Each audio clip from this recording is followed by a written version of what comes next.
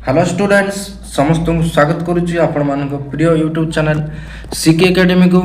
तो आज वीडियो रे आपण मानकर most demand +3 4th semester political science honours रो कोर 9 पेपर जोटा आपण मानकर रही वेस्टर्न पॉलिटिकल थॉट। तेणु से वेस्टर्न पॉलिटिकल थॉट रो क्वेश्चन पेपर 2026 मसीह रे वर्ष क्वेश्चन पेपर एटा कौन से जेन्युइन क्वेश्चन पेपर एटा कौन से फेक क्वेश्चन नुहे। ए वर्षर आपण माने जानिचंती ओडिसा रो केतटा यूनिवर्सिटी रे परीक्षा सरी गलानी। तेणु से 2026 मसीह गोटे प्रश्न पत्र आम आज आलोचना करवा +3 4th semester political science honours रो core 9 paper western political thought रो पूरा 100 मार्क रो क्वेश्चन आम देखिबा जोटा कि आपण मानकर आगामी परीक्षा रे निश्चित सहाय्य करिवो। एथरो बहुत सारा प्रश्न आपण मानकर परीक्षा रे मध्ये आसीबो, रिपीट हबो सब क्वेश्चन गुडी को। तेणु निश्चित आरंभ रु शेष जाय वीडियो गुडी को देखंतु। आ हां ए क्वेश्चन सहित मु आंसर मध्ये प्रोवाइड कर देबी। वीडियो लास्ट आपण माने आंसर मध्ये ए क्वेश्चन सब पाइ जेबे। तेणु क्वेश्चन गुडा आगे आपण देखि दियंतु आ तापर आंसर गुडी को मध्ये आपण वीडियो लास्ट रे पाइ जेबे। तेणु बिना स्किप रे वीडियो देखंतु, आगामी परीक्षा रे भलो नंबर मध्ये रखंतु। तेणु चलंतु आरंभ करिबा से वेस्टर्न पॉलिटिकल थॉट रो 2026 रो प्रश्न पत्र। तेणु एटी देखंतु आपण माने एटी को दाउची पार्ट आई रे हम देखिबा जेमति हमर 1 नंबर विशिष्ट प्रश्न आसे 10 टी परीक्षा रे आसुची। आपण माने से पार्ट आई 1 नंबर क्वेश्चन देखिबा। एटी प्रथम कहउची Hegel is the propagation of dash idealism. Hegel dash आदर्शवादर प्रचारक। हेगेल को प्रकार आदर्शवाद कथा कहते आंसर गुड़ हम कहि ना लास्ट टाइम देखा।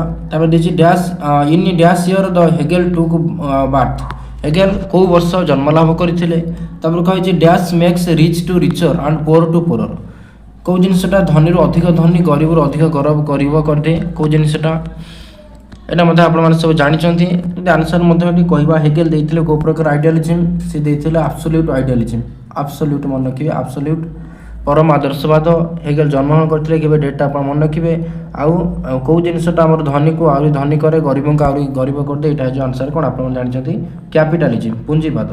पूंजीवाद धनी को आउरी धनी कर दे गरीब को आउरी गरीब कर दे।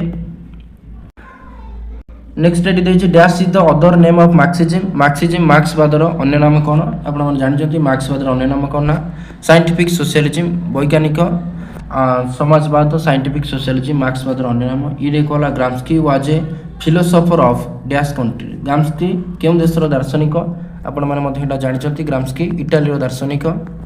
इटाली रो दार्शनिक होचनी ग्राम्स्की। नेक्स्ट क्वेश्चन देला dash may be described as the age of ideology.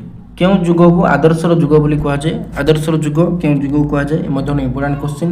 तोनार उत्तर हो जो कोना 20th सेंचुरी विंश शताब्दी जोटा रहिला सेटा को आदर्शर जुग बोली कहा जाउची। Next rights of man. Rights of man मनुष्यर अधिकार राइट्स ऑफ मैन गोटे बही थिला। से बहीटा के लिखिथिले आपण माने एटा मध्ये जानिचंती। तार उत्तर मध्ये जदी कहबा हमें थॉमस पेन। थॉमस पेन आपण जानथिबे तार नाम मध्ये सुनिथे थॉमस पेन देथिले। तार बुक थिला rights of man. Next question है dash wrote the creation of patriarchy. पितृ प्रधान सृष्टि जो थिला से बहिर के लेखौथिले क्रिएशन ऑफ पैट्रियार्की।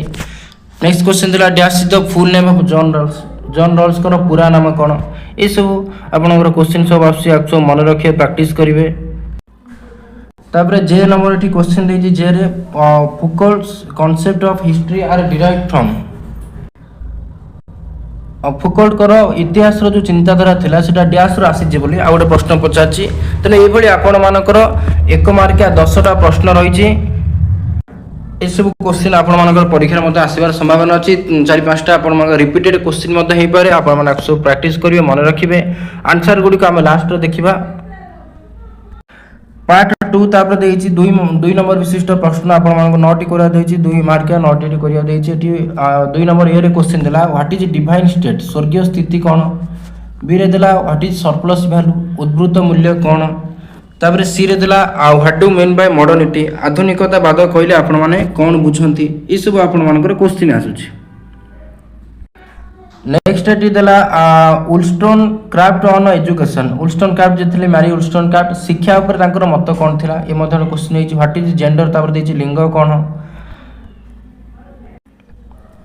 नेक्स्ट देला what do mean by problem of distribution बंटन समस्या कहले आपण कौन बुझंती जी रे देला डिफाइन पोस्ट मॉडर्निज्म उत्तर आधुनिकवाद संज्ञा दियो ये सब आपणकर क्वेश्चन आसुची 2 नंबर विशिष्ट प्रश्न। एच नंबर देला व्हाट इज न्यू लिबरलिज्म नव उदारवाद कौन आई रे देला डिफाइन क्लास स्ट्रगल श्रेणी संघर्ष संज्ञा दियो। यापर आम पार्ट 3 जदि 5 मार्क विशिष्ट क्वेश्चन देखा 5 मार्क 5 नंबर विशिष्ट प्रश्न 8टी करने आपण दिज्व 250 शब्द मध्य ये क्वेश्चन कौन हेगेल ऑन स्टेट हेगेल राष्ट्र उपरे कौन मत थिला ता विषय प्रश्न पचारि बी रे कही हेगेल्स व्यू ऑन कॉन्स्टिट्यूशन हेगेल संविधान उपरे कौन मत देथिले। सी रे कहला मेरिट्स ऑफ मार्क्सिज्म मार्क्सवाद जो थिला तार उपकारिता कौन। डी रे कहला Gramsci view on civil society Gramsci सभ्य समाज उपरे कौन मतामत देथिले सभ्य समाज को से कौन कहिथिले ता विषय सब लिखिबे। ई नंबर देला सिस्टमैटिक इनजस्टिस सुसंजत अन्याय कौन। एफ रे देला उल्स्टन क्राफ्ट ऑन वुमेन राइट्स व नारी अधिकार उपरे उल्स्टन क्राफ्ट कौन मत रही। जी रे देला वुमेन पार्टिसिपेशन नारी अंशग्रहण उपरे कौन तांकर मतामत रही। एच रे देला भेल ऑफ इग्नोरेंस अज्ञातार ओढ़णी जोटा अच्छी से अज्ञातार ओढ़णी कौन ये सब आपण मानकर 5 नंबर विशिष्ट प्रश्न आसूची। आई रे देला सेल्फ नॉलेज आत्मज्ञान कौन आत्मज्ञान विषय पचारछि। जे रे देला Foucault's view on sexuality Foucault जे रहिले आ से फोकल कर सेक्सुअलिटी यौनता उपरे कौन मत रही। ठीक अच्छे यौनता उपरे तांकर मत कौन रही ये सब 5 नंबर विशिष्ट प्रश्न आसीबो निश्चित आ भितर रिपीटेड क्वेश्चन आपण मानकर परीक्षा आसीबो सेम क्वेश्चन आसीबो आ सब प्रैक्टिस करंतु आपण मानकर परीक्षा रे भलो नंबर मध्ये आपण रखिबे। यापरे पार्ट आई भी लॉन्ग क्वेश्चन देखिबा 8 मार्क क्वेश्चन जोटा कि आपण 8 शब्द भितर करिया को जाउची 4टी क्वेश्चन आपण मान करिवे आपण परीक्षा रे अधिक क्वेश्चन देथिबो बाछि कि 4टी आपण मान जोटा इजी हबो भलो जोटा आपण मान लिखि परिबे से 4टी प्रश्न करिवे किछि भी छाडिबे नाही परीक्षा रे सब किछि करिवे हेरा। तेणु प्रथम क्वेश्चन 4 नंबर देछि long question discuss the basic principle of Marxism मार्क्सवाद रो मौलिक नीति वैशिष्ट्य ये सब लिखा देछि मन इंपोर्टेंट क्वेश्चन लॉन्ग क्वेश्चन आपण मानकर जहाँ भी ये जो क्वेश्चन जेति देछि आपण परीक्षा रे सियोर शॉट आसीबो एति लॉन्ग क्वेश्चन पढंतु कंपलसरी आपण माने करि जिवे सेम क्वेश्चन न आथरे डायरेक्ट से ता गुटे बुले बंके क्वेश्चन पचारिबो आपण माने सेम उत्तर सब लिखि पारिबे। 5 नंबर क्वेश्चन ताबरे देछि discuss Gramsci's contribution of political thought Gramsci राजनैतिक चिंतन प्रति कौन अवदान रही ताकू वर्णना कर ये मध्य क्वेश्चन आपण रही पर लॉन्ग क्वेश्चन। नेक्स्ट देला examine Wollstonecraft view on French revolution फरासी राष्ट्र विप्लव उपरे मैरी उल्स्टन क्राफ्ट कौन मतामत थिला ये गोटे लॉन्ग क्वेश्चन आछि आक सब पढिबे आपण माने उल्स्टन क्राफ्ट विषय पढिबे मो मध्य क्लास करिछि। नेक्स्ट देला 7 number write an essay on Rawls theory of justice एटा तो परीक्षा रे पढि के रहिछि आपण भाबि नियंतु रॉल्स कर theory of justice very important question very important आपण लिखि दे परिबे तो ये क्वेश्चन आपण मान सब मन रखिबे रॉल्स कर न्याय तत्व आक मन रखिबे।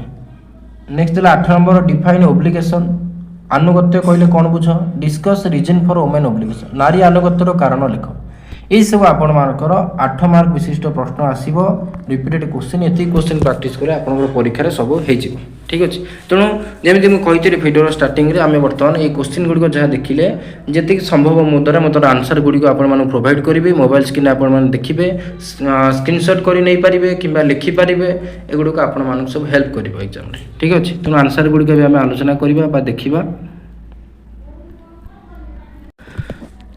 तेणु ये मुझे आंसर गुड़िक सर्ट रे कही आ बुझेबी ना परीक्षा समय आपण मैंने शीघ्र देखिए समय नष्ट करी ना तेणु मुझे खाली आंसर गुड़ रिडिंग करी कहीदी जी आ बेसी एक्सप्लेन करी ना टी स्पीड रे कही। ठीक अच्छे आपण मैंने सेटिंग रे स्पीड कमे दे पारे तेणु देखो आम से पाश्चात्य राजनैतिक दर्शन कोर 9 पेपर जो 2026 क्वेश्चन पेपर था तार आंसर गुड़िक आम देखा। ठीक अच्छे तेणु ये भिडियो भल लगी निश्चित रूप एवं लाइक करूँ आम चैनल में नुआ आसते सब्सक्राइब करूँ सिके एकेडमी को आउ सांगसाथी मानक शेयर करूँ से भी भल नंबर रखिए परीक्षा ये भिडियो पाक पठे दिंतु शेयर कर दिंतु आउ सेमती आम चैनल जोड़ी होगी रुहतु। तेणु प्रथम पार्ट आई रे 1 मार्क जो क्वेश्चन था 1 नंबर विशिष्ट प्रश्न Hegel is the propagation of dash idealism Hegel dash आदर्शवाद प्रचारक तेणु उत्तर है परम आदर्शवाद बा एब्सोल्यूट आइडियालिज्म मन किए एब्सोल्यूट आइडियालिज्म देथिले Hegel. Miracle in which year Hegel took birth Hegel केबे जन्मग्रहण करथिले उत्तर है 1770 रे हेगेल जन्मग्रहण करथिले।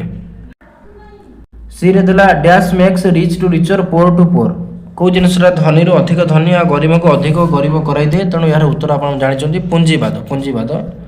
नेक्स्ट देला dash is the other name of Marxism मार्क्सवाद रो अन्य नाम होची कोना वैज्ञानिक समाजवाद साइंटिफिक सोशलिज्म वैज्ञानिक समाजवाद।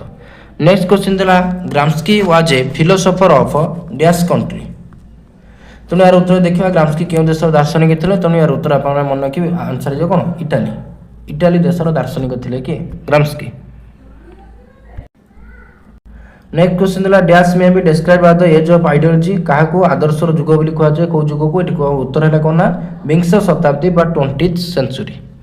तापर देछि dash wrote rights of man बही की लिखथिले तन उत्तर हैला थॉमस पेन मन रखिबे Thomas Paine rights of man बही लिखथिले। नेक्स्ट दिला who wrote the creation of patriarchy बही के लिखथिले देछि Gerda Lerner creation of patriarchy बही लिखथिले।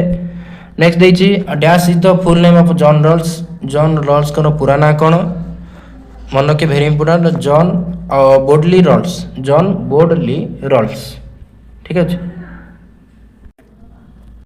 जे नंबर देला Foucault's concept of history are derived from dash Foucault को इतिहास धारणा केंद्र आछि तेणु यार उत्तर रखिबे निश्चय जने थिंकर अछंती निश्चय देखुतबे तांको नाटा तांको ठारू ए हिस्ट्री आइडियाटा फुको आनिथिले। तेणु ये रहिला आपण मानकर 1 नंबर विशिष्ट 10टी प्रश्न तार उत्तर मध्य मु आपण मानक सामने रखिले आक्सो मन रखिबे वेरी इंपोर्टेंट क्वेश्चन एगुडा सब। 2 नंबर विशिष्ट प्रश्नर उत्तर एबे देखिबा प्रथम 2 नंबर ए रे देछि व्हाट इज डिवाइन स्टेट दैवी राज्य बा दैवी राष्ट्र कोन हेगेल को मतरे राष्ट्र होछि ईश्वर के इच्छा रे पृथ्वी रो प्रकाश राष्ट्र ईश्वर के इच्छा रे पृथ्वी रे सृष्टि होछि राष्ट्र से राज्य को बा राष्ट्र को सर्वोच्च नैतिक संस्था बोली कहिथिले हेगेल कहथिले राष्ट्र होछि सर्वोच्च नैतिक संस्था व्यक्तिर प्रकृत स्वाधीनता राष्ट्र मध्य ही संभव व्यक्ति प्रकृत स्वाधीनता कोडी पाई परिबो राष्ट्र रे पाई परिबो तेनु से राष्ट्र को कहथिले दैविक संस्था के कहथिले हेगेल कहथिले एटा हेगेल को आइडिया थिला आकु मन रखिबे। नेक्स्ट 2 नंबर बी रे दिला सरप्लस वैल्यू उद्भूत मूल्य कोन एटा आपण मन जानिचंती कार्ल मार्क्स के अनुसार श्रमिक जेते मूल्य उत्पादन करे से ताहाटू कम मजूरी पाए गोटे श्रमिक जेते रोजगार करूची बा जेते रोजगार नाही उत्पादन करूची ताहाटू कम मजूरी से पाउची उत्पादित मूल्य मजूरी मध्य थिबा पार्थक्य को उद्भूत मूल्य कहा जाय उत्पादित वाला गोटे प्रोडक्शन वैल्यू रहिला आ मजूरी रहिला ता भीतर जेतिकी लाभ अंशटा रहिला भलम रहिला ता कह उद्भूत मूल्य जोटा कि पंजीपति माने निज पाख रखिथांती श्रमिक मानकर एथिरे कोनसी भागीदारी न थाए ए प्रकार पंजीपति माने श्रमिक श्रेणी मान शोषण करथिले ए उद्भूत मूल्य बा सरप्लस वैल्यू कथा को विरोध करथिले कार्ल मार्क्स कहथिले श्रमिक मानक मध्ये उद्भूत मूल्यर किछि अंश मिलिबा उचित। नेक्स्ट है what do mean by modernity आधुनिकतार अर्थ कौन ये कह आधुनिकता हूँ सामाजिक और बौद्धिक परिवर्तन गोटे प्रक्रिया सामाजिक स्तर में बौद्धिक स्तर में जो परिवर्तन हुए सेटा हूँ गोटे आधुनिक तो से प्रक्रिया कह आधुनिकता यह युक्तिवाद विज्ञान गणतंत्र शिल्पायन व्यक्ति स्वाधीनता गुरुत्व दिए आधुनिकता विज्ञान गणतंत्र युक्तिवाद शिल्पायन यह सब उपर गुरुत्व दिए आधुनिक समाज आम देखिए आधुनिक समाज गोटे देश बा गोटे राष्ट्र यदि विकास कर तार मूल आधार हूँ आधुनिकता जो आधुनिकता ना से विकास हो पार ना। नेक्स्ट है उलस्टन क्राफ्ट्स शिक्षा संबंधी मत मत मत मत उलस्टन क्राफ्ट्स व्यू ऑन एजुकेशन ये कहूँ मैरी उलस्टन क्राफ्ट नारी और पुरुषों पर समान शिक्षार समर्थन करते से कहते पुरुष मैंने जमी शिक्षा पाँच सहित सामान भाव नारी मैंने शिक्षा पाइबे मत शिक्षा पाइले नारी मैंने स्वावलम्बी सचेतन हो पारे शिक्षा मिले नारी मैंने स्वावलम्बी हे सचेतन हे आ नारी शिक्षा को समर्थन करुले विरुद्ध ना समर्थन में बहुत सारा कौन युक्ति बाढ़ी केमी नारी मान शिक्षा मिल समाज रे उन्नति हो पार आसे कहते नारी मैंने शिक्षित हेले समाज रे उन्नति हो पार यहाँ हूँ समाज रे उन्नतिर मूल आधार नारी शिक्षा हूँ समाज उन्नतिर मूल आधार। नेक्स्ट क्वेश्चन देला व्हाट इज जेंडर जेंडर बा लिंग कौन ये कहूँ जेंडर बा लिंग हूँ गोटे समाज द्वारा नारी पुरुष पर निर्धारित भूमिका नारी पुरुष जो निर्धारित भूमिका रही समाज ताकू दुईटा अलग गोष्ठी भाव में देखुची ସେମାନଙ୍କର ଦାୟିତ୍ୱ ଆଚରଣ ମଧ୍ୟ ଭିନ୍ନ ରହିଛି। ଏଟା କହୁଛି ଜେଣ୍ଡର ବା ଲିଙ୍ଗ। ଏହା ଜୈବିକ ଲିଙ୍ଗ ଠାରୁ ଭିନ୍ନ। ଜୈବିକ ଲିଙ୍ଗ ଠାରୁ ଭିନ୍ନ ଯେଉଁ ଶାରୀରିକ ଗଠନ ଦୃଷ୍ଟି ଆମେ ଦେଖିବା ସେଇଟା ନୁହେଁ। ସମାଜ ଦ୍ୱାରା ଯେଉଁ ପାର୍ଥକ୍ୟ ସୃଷ୍ଟି କରାଯାଇଛି ସେଇଟା କହୁଛି ଲିଙ୍ଗ, ନାରୀ ପୁରୁଷ ଭେଦଭାବ ରଖାଯାଇଛି। ସମାଜ ସଂସ୍କୃତି ଜେଣ୍ଡରକୁ ଗଠନ କରେ। ସମାଜ ସଂସ୍କୃତି ଆମ ସାମାଜିକ ସ୍ତର ଜେଣ୍ଡର ବା ଲିଙ୍ଗକୁ ସୃଷ୍ଟି କରେ। ଜୈବିକ ଲିଙ୍ଗ ଠାରୁ ଏଇଟା ଅଲଗା। ଯେଉଁ ଜୈବିକ ବା ଶାରୀରିକ ଗଠନ ଆଧାରରେ ଯେଉଁ ନାରୀ ପୁରୁଷ ଅଲଗା କରାଯାଇଛି ଏଇଟା ତାଠୁ ଅଲଗା। ନେକ୍ସଟ ହେଲା ବଣ୍ଟନ ସମସ୍ୟା, ପ୍ରୋବ୍ଲେମ ଅଫ ଡିଷ୍ଟ୍ରିବ୍ୟୁସନ କ'ଣ? ସମାଜରେ ଆୟ, ସମ୍ପତ୍ତି, ସୁଯୋଗ ଓ ସମ୍ବଳର ନ୍ୟାୟସଙ୍ଗତ ବଣ୍ଟନ ସମ୍ବନ୍ଧୀୟ ସମସ୍ୟାକୁ ବଣ୍ଟନ ସମସ୍ୟା କୁହାଯାଏ। ସମାଜରେ ଯେଉଁ ସବୁ ଆୟ ରହିଲା, ସମ୍ପତ୍ତି ରହିଲା, ସୁଯୋଗ ରହିଲା, ସମ୍ବଳ ଯେଉଁ ରହିଲା ସେସବୁ କେମିତି ନ୍ୟାୟସଙ୍ଗତ ଭାବେ ବଣ୍ଟନ ହେବ, ସମସ୍ତେ ନ୍ୟାୟ ଭାବେ ସମସ୍ତେ ପାଇବେ, କେହି ବି ବଞ୍ଚିତ ନ ହେବେ। ଏଇ ଯେଉଁ ଆକୁ ନେଇକି ଯେଉଁ ସମସ୍ୟା ସୃଷ୍ଟି ହେଉଛି କେମିତି ସମାନ ଭାବେ ସମସ୍ତେ ପାଇବେ ଏଇଟାକୁ କୁହାଯାଉଛି ବଣ୍ଟନ ସମସ୍ୟା। ଅସମାନ ବଣ୍ଟନ ଦାରିଦ୍ର୍ୟ ଓ ଅସମାନତା ସୃଷ୍ଟି ହୁଏ। ଯଦି ଅସମାନ ଭାବେ ଏଇସବୁ ଜିନିଷର ବଣ୍ଟନ କରାଯିବ ତାହେଲେ ସମାଜରେ ଦାରିଦ୍ର୍ୟ ଦେଖାଯିବ ଆଉ ଅସମାନତା ଦେଖାଯିବ। ଜଣେ ଅଧିକ ପାଇଲା ବେଳେ ଆଉ ଜଣେ ମୋଟରୁ ପାଇବ ନାହିଁ, କମ୍ ପାଇବ। ତେଣୁ ଜନ୍ ରଲ୍ସ ନ୍ୟାୟସଙ୍ଗତ ବଣ୍ଟନ ଗୁରୁତ୍ୱ ଦେଉଥିଲେ। କହିଲେ ଅସମାନ ହଉ ନ୍ୟାୟସଙ୍ଗତ ଭାବେ ସମସ୍ତଙ୍କୁ ସମାନ ଭାବେ ବଣ୍ଟନ କରାଯିବ। ଏ ସପକ୍ଷରେ ଯୁକ୍ତି ବାଢ଼ିଥିଲେ ଜନ୍ ରଲ୍ସ। পোস্ট মডর্নিজম উত্তর আধুনিকতাবাদ কোণ? উত্তর আধুনিকতা হচ্ছে চিন্তাধারা যা সার্বজনীন সত্য বৃহৎ তত্ত্ব প্রশ্ন করে। উত্তর আধুনিকতাবাদ আধুনিকবাদକୁ সমালোচনা କରିଥାଏ। ଏ କହେ ସାର୍ବଜନୀନ ସତ୍ୟ କିଛି ନାହିଁ, ବୃହତ ତତ୍ତ୍ୱ ଯେଉଁ ସବୁ ରହିଲା ଲିବରାଲିଜିମ୍, ମାର୍କ୍ସିଜିମ୍, କନଜରଭେଟିଭ୍ ଯେଉଁ ସବୁ ଗ୍ରାଣ୍ଡ ନ୍ୟାରେଟିଭ୍ସ ରହିଲା, ମେଟା ନ୍ୟାରେଟିଭ୍ସ ରହିଲା, ବୃହତ ତତ୍ତ୍ୱ ସବୁ ରହିଲା ତାକୁ ସମାଲୋଚନା କରେ କି ଉତ୍ତର ଆଧୁନିକତାବାଦ। ଆଉ ଏହା ବିବିଧତା, ସ୍ଥାନୀୟ ଜ୍ଞାନ, ବ୍ୟକ୍ତି ଅନୁଭବକୁ ଗୁରୁତ୍ୱ ଦିଏ। ଏଇସବୁ ଜିନିଷ ଉପରେ ଏଇଟା ଗୁରୁତ୍ୱ ଦେଉଛି, ମନେ ରଖିବେ। ଆଉ ଫୁକ ଉତ୍ତର ଆଧୁନିକ ଚିନ୍ତାଧାରାର ପ୍ରମୁଖ ଚିନ୍ତକ। ମିଚେଲ ଫୁକ ଯିଏ ଥିଲେ ସେ ଉତ୍ତର ଆଧୁନିକବାଦର ଥିଙ୍କର ମଧ୍ୟ ଥିଲେ। ନେକ୍ସଟ ଦେଲା ହ୍ୱାଟ ଇଜ୍ ନିଉ ଲିବରାଲିଜିମ୍?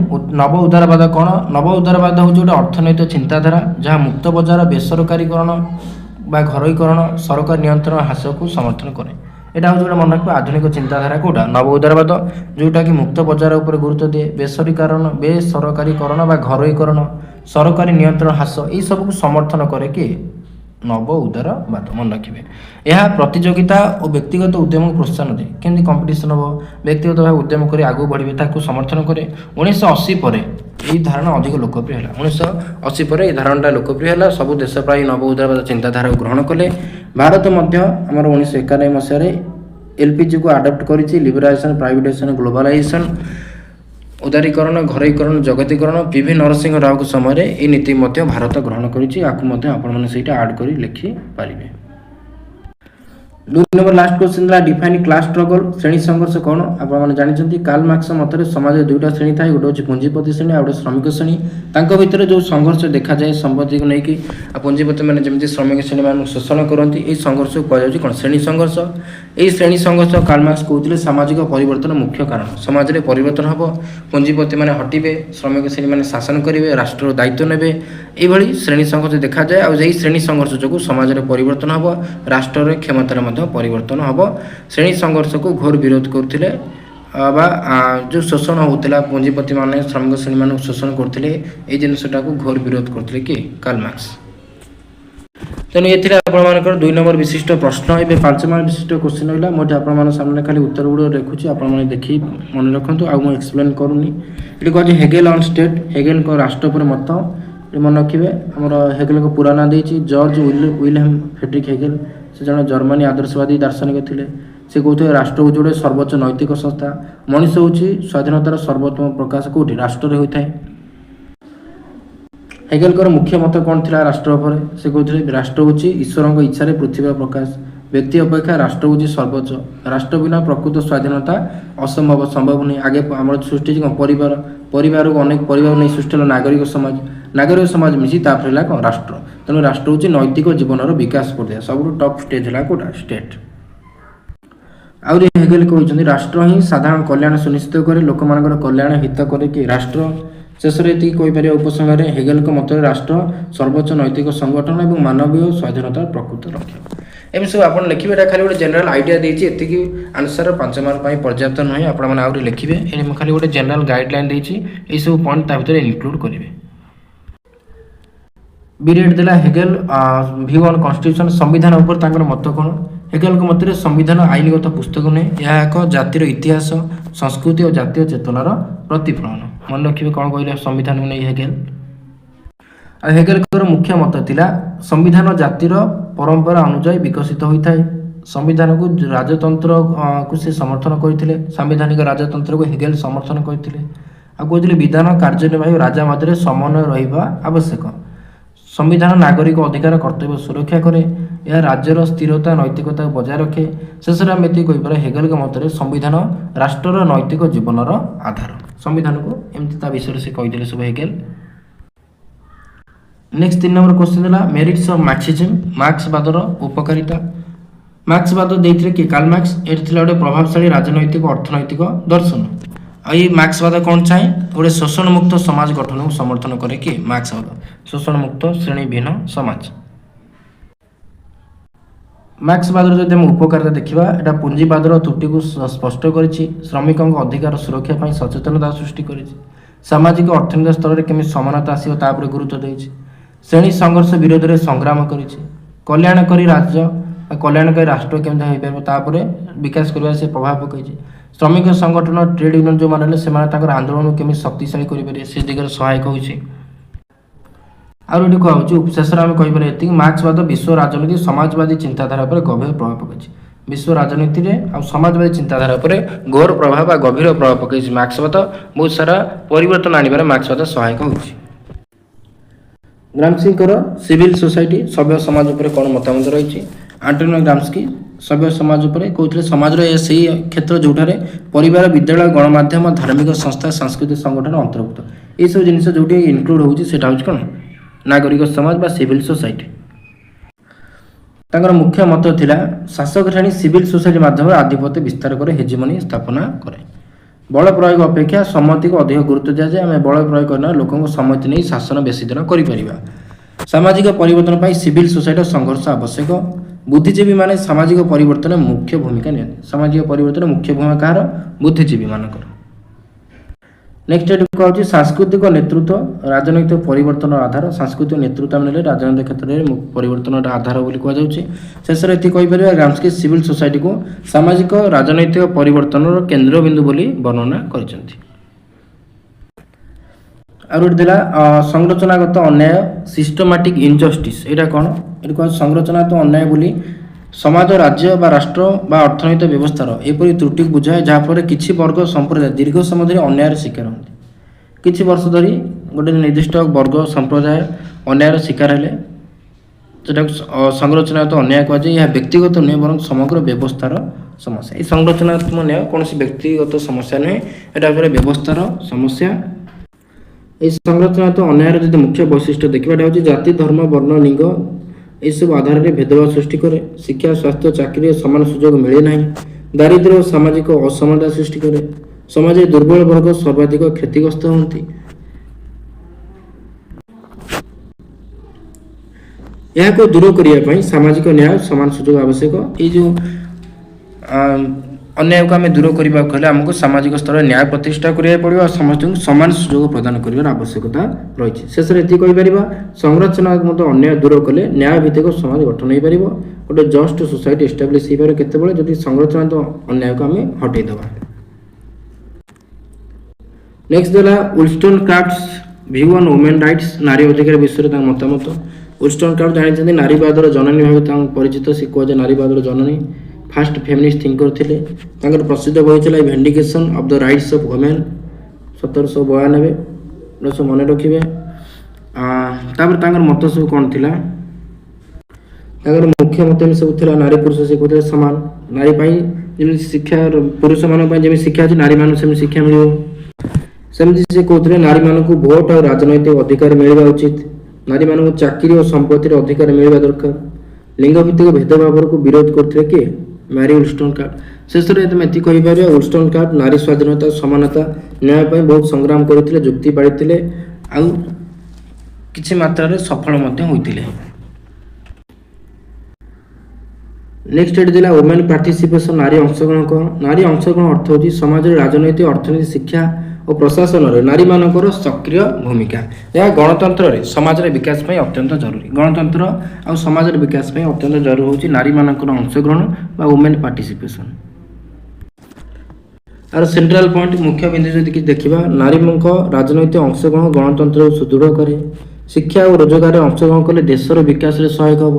ନାରୀମାନେ ଯଦି ରୋଜଗାର କରିବେ ଶିକ୍ଷିତ ହେବେ ତାହେଲେ ଦେଶ ମଧ୍ୟ ଆଗକୁ ବଢ଼ିବ।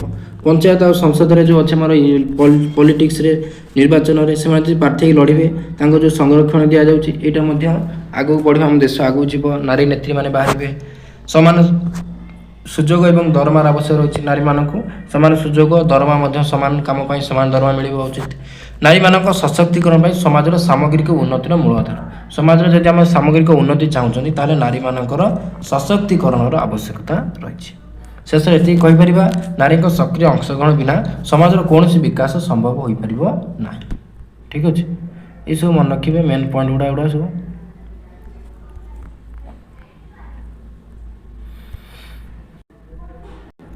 ତାପରେ ନେକ୍ସଟ କ୍ୱେଶ୍ଚିନ୍ ଦେଲା ଏଠି ଭେଲ୍ ଅଫ୍ ଇଗ୍ନୋରାନ୍ସ, ଅଜ୍ଞାତାର ଓଢ଼ଣୀ ହେଲା। ଅଜ୍ଞାତାର ଓଢ଼ଣୀ ବା ଆବରଣ ସେ ମଧ୍ୟ। ଅଜ୍ଞାତାର ଓଢ଼ଣୀ ବା ଆବରଣ ହେଉଛି ଜନ୍ ରଲ୍ସଙ୍କର ନ୍ୟାୟତତ୍ତ୍ୱର ପ୍ରମୁଖ ଧାରଣା।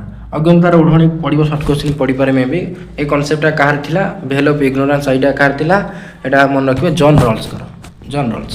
ତେଣୁ ଏଇଟା ତାଙ୍କ ପ୍ରମୁଖ ଧାରଣା ଥିଲା। ସେ କହୁଥିଲେ ତାଙ୍କ ମତରେ ଯଦି ଲୋକମାନେ ନିଜର ଜାତି, ଧର୍ମ, ବର୍ଣ୍ଣ, ଲିଙ୍ଗ ଏସବୁ ସାମାଜିକ ସ୍ଥିତି ନ ଜାଣିବେ ଆଉ ସମାଜରେ ସେମାନେ ନିୟମ କରିବେ, ଲୋକମାନେ ସାମାଜିକ ନିୟମ ନିଜେ ମିଶି ତିଆରି କରିବେ, ତାହେଲେ ସେମାନେ ନ୍ୟାୟସଙ୍ଗତ ନିୟମ ଗଠନ କରିବେ। ଯଦି କେହି ନିଜର ଜାତି, ଧର୍ମ, ବର୍ଣ୍ଣ, ଲିଙ୍ଗ ଜାଣିବେ ନାହିଁ, ସମାଜର ନୀତି ନିର୍ଦ୍ଧାରଣ କରିବେ, ତାହେଲେ ସେମାନେ ନିଜ ସପକ୍ଷରେ ନ କରିକି ସେମାନେ ନ୍ୟାୟସଙ୍ଗତ ନିୟମ ତିଆରି କରିବେ। ଯଦି ନିଜର ଜାତି, ଧର୍ମ, ବର୍ଣ୍ଣ, ଲିଙ୍ଗ ଜାଣିଗଲେ ନିଜ ସପକ୍ଷରେ ସେମାନେ ନିୟମ ଆଇନ ଆଣିବେ। ତେଣୁ ଯଦି ନ ଜାଣିବେ ତାହେଲେ ନ୍ୟାୟସଙ୍ଗତ ନିୟମ ସେମାନେ ଗଠନ କରିବେ। ଏମିତି କହୁଥିଲେ ଗୋଟେ ପରଦା ପଛରେ, ଓଢ଼ଣା ପଛରେ ଲୋକମାନେ ରହିବେ, ନିଜର ପରିଚୟ ଜାଣିବେ ନାହିଁ ଆଉ ସମାଜର ନିୟମ ତିଆରି କରିବେ, ନୀତି ନିର୍ଦ୍ଧାରଣ କରିବେ। ଆଉ ତାଙ୍କର ମୁଖ୍ୟ କେନ୍ଦ୍ରବିନ୍ଦୁ ଥିଲା ନ୍ୟାୟତତ୍ତ୍ୱର ମୂଳ ଧାରଣା ଥିଲା କୋଉଟା? ଜନ୍ ରଲ୍ସଙ୍କର ନ୍ୟାୟତତ୍ତ୍ୱର ମୂଳ ଧାରଣା ଥିଲା ଅଜ୍ଞାତାର ଓଢ଼ଣୀ। ବ୍ୟକ୍ତି ନିଜର ସାମାଜିକ ପରିଚୟ ବିଷୟରେ ଅଜ୍ଞତା ରହିଥାଏ। ନିଜର ସାମାଜିକ ପରିଚୟ ବିଷୟରେ ବ୍ୟକ୍ତି ଜାଣିପାରେ ନାହିଁ। ଏହା ନିରପେକ୍ଷ ନ୍ୟାୟସଙ୍ଗତ ନିଷ୍ପତ୍ତିକୁ ପ୍ରୋତ୍ସାହନ ଦିଏ। ସମସ୍ତଙ୍କ ପାଇଁ ସମାନ ସ୍ୱାଧୀନତା ସୁନିଶ୍ଚିତ କରେ। ସମାଜର ଦୁର୍ବଳ ବର୍ଗଙ୍କ ସ୍ୱାର୍ଥକୁ ସୁରକ୍ଷା ଦିଏ। ଲୋକମାନେ ସମାଜର ନୀତି ନିର୍ଦ୍ଧାରଣ କରିବେ, ନିଜ ବିଷୟରେ କିଛି ଜାଣିବେ ନାହିଁ, ଯାହାଦ୍ୱାରା ସମାଜରେ ଭଲ ନୀତି ଆଣିବେ, ନିୟମ ଆଣିବେ, ସବୁ ପଛୁଆ ବର୍ଗ ଲୋକମାନେ ଉନ୍ନତି ପାଇବେ, ସ୍ୱାଧୀନତା ମିଳିବ, ସମାନତା ମିଳିବ, ସବୁ ପ୍ରକାର ସୁବିଧା ହୋଇପାରିବ। ସେଇଥିପାଇଁ ଜନ୍ ରଲ୍ସ କହୁଥିଲେ ବ୍ୟକ୍ତିମାନେ ଗୋଟେ ଅଜ୍ଞତାର ଓଢ଼ଣା, ପରଦା, ଆବରଣ ପଛରେ ରହିବେ। ଶେଷରେ ଆମେ ଏତିକି କହିବା, ଅଜ୍ଞତାର ଯେଉଁ ଓଢ଼ଣୀ ବା ଆବରଣ ଥିଲା ଏହା ମତରେ ଜନ୍ ରଲ୍ସ ଗୋଟେ ନ୍ୟାୟପୂର୍ଣ୍ଣ ଆଉ ସମାନ ଭିତ୍ତିକ ସମାଜ ଗଠନ ପାଇଁ କହୁଥିଲେ। ଗୋଟେ ନ୍ୟାୟପୂର୍ଣ୍ଣ ସମାଜ ଗଠନ ହେବ ଆଉ ସମାନତା ମଧ୍ୟ ସମାଜ ରହିବ, ଏଇଭଳି ଗୋଟେ ସମାଜର ପରିକଳ୍ପନା କରିଥିଲେ କି ଜନ୍ ରଲ୍ସ। ତେଣୁ ଏସବୁ ଆପଣମାନଙ୍କର ରହିଲା ଆନ୍ସର। ତେଣୁ ଏତିକି ଆଜି ପାଇଁ ଆମେ ଆଲୋଚନା କଲେ। କ୍ୱେଶ୍ଚିନ୍ ଦେଖିଲେ ସବୁକିଛି ପୁରା ଡିଟେଲ୍ସରେ ଆନ୍ସର ମଧ୍ୟ ପ୍ରୋଭାଇଡ଼ କରିଦିଆଗଲା। 8 ମାର୍କ ଯେଉଁଟା ରହିଲା ସେଇଟା ମୁଁ ରେଷ୍ଟ ଆଉ ଗୋଟେ ଭିଡ଼ିଓ କରିକି ଆପଣମାନଙ୍କୁ କହିଦେବି। ଯଦି ପସିବଲ୍ ହେଲା ଚେଷ୍ଟା କରିବି। ଆଉ ଏସବୁ ଆନ୍ସର ମଧ୍ୟ ଆପଣମାନଙ୍କୁ ପ୍ରୋଭାଇଡ଼ କରିଦେଲି। ତେଣୁ ନିଶ୍ଚିତ ଏହି ଭିଡ଼ିଓଟା କେମିତି ଲାଗିଲା ଆପଣମାନେ କମେଣ୍ଟ ମାଧ୍ୟମରେ ଜଣାଇବେ। ଆଉ ତା ସହିତ ଆମ ଚ୍ୟାନେଲ୍ ସିକେ ଏକାଡେମୀକୁ ସବସ୍କ୍ରାଇବ୍ ମଧ୍ୟ କରନ୍ତୁ, ଯେଉଁମାନେ କରିନାହାନ୍ତି ନୂଆ କରି ଆସିଛନ୍ତି। ସାଙ୍ଗମାନଙ୍କୁ ଏବେ ହିଁ ସାଙ୍ଗେ ସାଙ୍ଗେ ସେୟାର କରନ୍ତୁ। ଆଉ ଲାଇକ୍ କେହି କରୁନାହାନ୍ତି, ପିଲାମାନେ ସବୁ ଭିଡ଼ିଓ ଦେଖୁଛନ୍ତି, ମୁଁ ଏତେ କଷ୍ଟ କରି ଭିଡ଼ିଓ ବି ସବୁ କରୁଛି କିନ୍ତୁ ଲାଇକ୍ କଲାବେଳେ ପିଲାମାନେ ହାତ କଷ୍ଟ ହେଉଛି, ପିଲାମାନେ ଲାଇକ୍ କରୁନାହାନ୍ତି। ତେଣୁ ସମସ୍ତେ ଲାଇକ୍ ମଧ୍ୟ କରନ୍ତୁ, ସାଙ୍ଗସାଥି ସେୟାର କରନ୍ତୁ, ଆମକୁ ସହଯୋଗ କରନ୍ତୁ। ମୁଁ ନେକ୍ସଟ ଆହୁରି ମଧ୍ୟ ବହୁତ ସାରା ଭିଡ଼ିଓ ଆପଣମାନଙ୍କୁ ନେଇ ଆସିବି। ବାକି କୋର୍ 10ର କ୍ୱେଶ୍ଚିନ୍ ପେପର ଆମେ ଆଉ ଗୋଟେ ଭିଡ଼ିଓରେ ଦେଖିବା। ସମସ୍ତଙ୍କୁ ପୁଣି ଥରେ ଧନ୍ୟବାଦ ଯେଉଁମାନେ ଭିଡ଼ିଓଟିକୁ ଆରମ୍ଭରୁ ଶେଷ ଯାଏଁ ଦେଖିଲେ। ସମସ୍ତଙ୍କର ଆଗାମୀ ପରୀକ୍ଷା ବହୁତ ଭଲ ହେଉ। ଜୟ ଜଗନ୍ନାଥ।